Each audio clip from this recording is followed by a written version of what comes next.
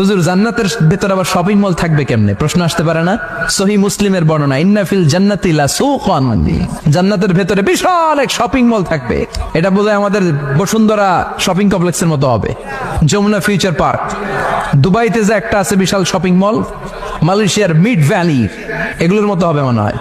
কত বিশাল যে shopping mall হবে। সহিহ মুসলিমের বর্ণনা, প্রতি শুক্রবারে সব জায়গা থেকে বন বন করে মৌমাছির মতো জান্নাতীরা ওই শপিং মলে শপিং করতে আসবে।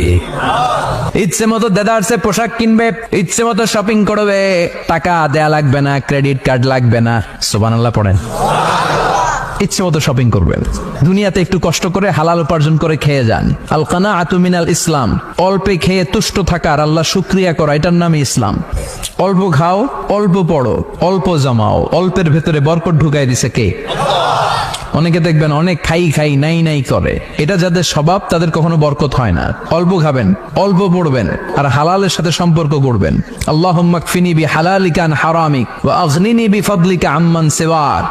বিষ্ণুনবী দোয়া করতেন, আল্লাহ হালালকে আমার জন্য যথেষ্ট করেন, হারাম থেকে আমারে বাঁচিয়ে রাখেন। পড়েন আমিন। হালাল অল্প হলেও হালালে বরকত আছে না নাই? হারাম বেশি হলেও এটাতে কোনো বরকত নাই, ঠিক কিনা?